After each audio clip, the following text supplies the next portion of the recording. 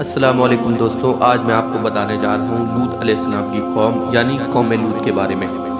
قوم لوط جنہوں نے ایسی برائی کو ایجاد کیا کہ جو ان سے پہلے کسی قوم نے نہیں کیا تھا، ایسی بدکاری جن کی مثال تاریخ میں کہیں نہیں ملتی۔ اس قوم نے ایسا کیا کام کیا تھا اور اس کا کیا انجام ہوا تھا، آئیے جانتے ہیں۔ عزیز دوستوں، اللہ تعالیٰ نے انسانوں کو اور جانوروں کو جوڑے میں پیدا کیا، جیسے نر اور مادہ انسانوں میں مرد اور عورت بنائے تاکہ وہ ایک دوسرے کو جائز طریقے سے خوشی دے سکیں۔ لوط علیہ السلام ابراہیم علیہ السلام کے زمانے کے نبی تھے۔ آپ ابراہیم علیہ السلام کے بھتیجے تھے اور ابراہیم علیہ السلام نے آپ کی پرورش فرمائی تھی۔ آپ کو اللہ تعالیٰ نے ایک ایسی قوم کی طرف بھیجا جو فلسطین یا جارڈن کے آس پاس بسی ہوئی تھی۔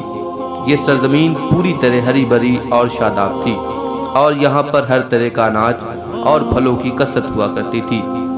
لوط علیہ السلام کو اللہ تبارک تعالیٰ نے اس قوم کی رہنمائی کے لیے بھیجا تھا۔ اس قوم کے لیے لوط علیہ السلام کو نبی بنا کر بھیجا گیا، اس لیے اس قوم کو قوم لوط کہا جاتا تھا۔ اس قوم میں اس وقت ایسی برائی پائی جاتی تھی جو ان سے پہلے دنیا میں کسی بھی قوم میں نہیں پائی گئی۔ اس قوم کے مرد اپنی جسمانی خواہش کو پوری کرنے کے لیے مردوں کے پاس جاتے تھے، اور یہ بے حیائی اور برائی اتنی عام ہو گئی تھی کہ وہ اپنے اس برے کام کو برا نہیں سمجھتے تھے بلکہ اس پر فخر کیا کرتے تھے۔ روایتوں میں آتا ہے کہ اس بے حیائی کے کام کی شروعات شیطان نے کی۔ وہ ایک خوبصورت نوجوان بن کر آیا اور اپنے ساتھ وہاں کے مردوں کو برا کام کرنے کے لیے بہکایا، اور اس طرح قوم لوط میں یہ برائی پیدا ہو گئی۔ وہ لوگ عورتوں کو چھوڑ کر مردوں سے اپنی حوث پوری کرنے لگے۔ لوط علیہ السلام نے اپنی قوم کی اصلاح کی بہت کوشش کی۔ کئی برس ان کے بیچ میں رہ کر دین کی دعوت دیتے رہے، نصیحت کرتے رہے، اللہ تعالیٰ کے عذاب کی دھمکی دیتے رہے، لیکن ان کی قوم پر کوئی اثر نہ ہوا۔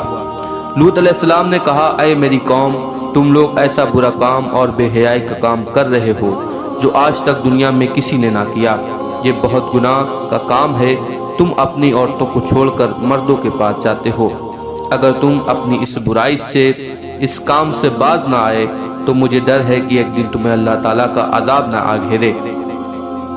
میں نے تم سے اپنے اجر کی دعوت دینے کی کوئی قیمت نہیں مانگی اور مجھے تم سے کوئی قیمت بھی نہیں چاہیے، کیونکہ مجھے اجر تو میرا اللہ دینے والا ہے جو سارے عالم کا مالک ہے۔ اس پر ان کی قوم کے جو دولت مند بگڑیل یا امیر سردار تھے، انہوں نے کہا، ہمیں نصیحت مت کرو، بڑے پاک صاف بنتے ہو، اگر تم نے نصیحت دینا بند نہ کیا تو ہم تمہیں شہر سے باہر نکال دیں گے۔ لوط علیہ السلام کی نصیحتوں کا جب ان کی قوم پر اثر نہ ہوا سوائے تھوڑے سے لوگوں کے جو ایمان لائے، تو لوط علیہ السلام نے اللہ تعالیٰ کی بارگاہ میں دعا کی، اے میرے رب، میں نے اپنی قوم میں دن رات تبلیغ کی اور انہیں تیرے عذاب سے ڈرایا، لیکن وہ اپنے کفر میں اور آگے بڑھ گئے۔ اے میرے رب، اب یہ ایمان نہیں لانے والے، اب ان کا فیصلہ تو ہی کر۔ اللہ تعالیٰ نے قوم لوط کو عذاب دینے کے لیے 2 فرشتے بھیجے۔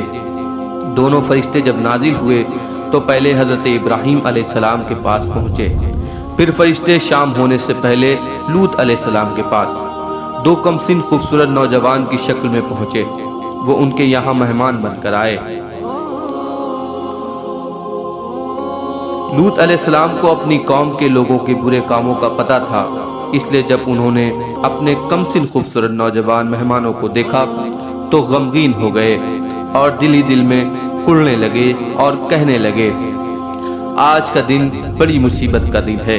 انہیں ان کی فکر لاحق ہوئی کہ کہیں ان کی قوم کے لوگ ان کے مہمانوں کے ساتھ کوئی برا کام نہ کر دیں، اس لیے وہ جلدی سے اپنے مہمانوں کو اپنے گھر کے اندر لے گئے۔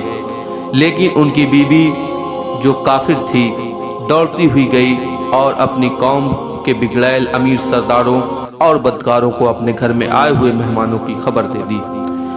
قوم کے بدکار لوگ لوط علیہ السلام کے گھر آ پہنچے اور لوط علیہ السلام سے کہا، ان لڑکوں کو ہمارے حوالے کر دو۔ لوط علیہ السلام نے کہا، یہ میرے مہمان ہیں، میں ان کو ہرگز نہ تم لوگوں کو دوں گا۔ تمہیں اللہ تعالیٰ کا واسطہ ہے، میرے مہمانوں کے سامنے مجھے ذلیل اور رسوا نہ کرو۔ کیا تم میں سے کوئی بھی بلا آدمی نہیں ہے؟ اور اپنی قوم کی عورتوں کی طرف اشارہ کرتے ہوئے کہا، یہ میری بیٹیاں میری قوم کی بیٹیاں ہیں، تم ان سے نکاح کر لو اور اپنی جسمانی خواہشات کو پورا کر لو۔ لیکن ان کی قوم کے لوگ نہیں مانے اور کہا، تم اچھی طرح جانتے ہو کہ ہم کیا چاہتے ہیں، ہم تمہیں کل صبح تک کی مہلت دیتے ہیں، کل صبح کے بعد تم ہمیں روک نہ پاؤ گے۔ یہ کہہ کر وہ لوگ چلے گئے۔ اپنی بے بسی پر لوط علیہ السلام کی آنکھوں میں آنسو آ گئے۔ وہ چاہ کر بھی اپنے مہمانوں کی حفاظت نہیں کر سکتے تھے، کیونکہ ان کی قوم کے بڑھ کر لوگ ایک سے ایک بڑے بدکار اور بڑی تعداد میں موجود تھے، اور جو لوط علیہ السلام سے کافی طاقتور تھے۔ لیکن اللہ ہر شے پہ قادر ہے اور سب سے طاقتور ہے۔ لوط علیہ السلام نے کہا، اے کاش مجھ میں سے تم سے مقابلہ کرنے کی قوت ہوتی تو میں یہاں کسی کی زبردستی چلنے نہیں دیتا۔ تب فرشتوں نے کہا، ہم عذاب کے فرشتے ہیں، اے لوط گھبرانے کی ضرورت نہیں، ہم تک تو کیا اب وہ تم تک بھی نہیں پہنچ سکیں گے۔ اللہ تعالیٰ نے ہمیں آپ کی قوم کو عذاب دینے کے لیے بھیجا ہے۔ آپ اور آپ کے ساتھ جو لوگ بھی ایمان لائے کل صبح صادق سے پہلے اس بستی کو چھوڑ کر دور چلے جائیں، اور خبردار کوئی مڑ کر پیچھے نہ دیکھے، اب ان گنہگاروں میں سے کوئی بھی نہیں بچنے والا۔ لوط علیہ السلام اور جو لوگ ان کے ساتھ ایمان لائے صبح ہونے سے پہلے بستی چھوڑ کر دور جا چکے تھے۔ صرف لوط علیہ السلام کی بیوی پیچھے رہ گئی، کیونکہ وہ بھی کافر تھی۔ اب فرشتوں نے زمین کو جڑ سے اکھاڑ کر پلٹ دیا اور تقریباً 40 کلومیٹر تک گہرے زمین میں دھسا دیا، پھر ان پر پتھر اور تیزاب کی بارش کی، اس طرح ان گنہگاروں کا نام و نشان مٹا دیا۔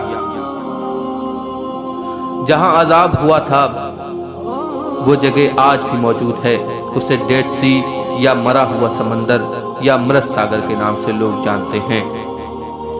جس جگہ پر عذاب ہوا تھا اس کی وجہ سے اس سمندر میں نہ تو مچھلی، نہ کوئی کیڑا، اور نہ ہی وہ پانی پینے لائق ہے۔ گناہگاروں اور نافرمانوں کو اللہ تعالیٰ اس طرح عذاب دیتا ہے کہ زندگی میں بھی اور مرنے کے بعد بھی۔ لیکن افسوس کی بات ہے کہ انسان ایسی باتوں سے کوئی سبق نہیں لیتا۔ آج بھی کچھ ماڈرن قسم کے لوگ اور یہود و نصارہ اس برے کام کو برا نہیں جانتے اور ایسے برے کام کرنے والوں کو قانونی درجات دے رہے ہیں۔ اللہ تعالیٰ ہم سب کو ایسے برے کام نہ کرنے کی توفیق عطا فرمائے اور ایسے برے خیالات سے بچائے۔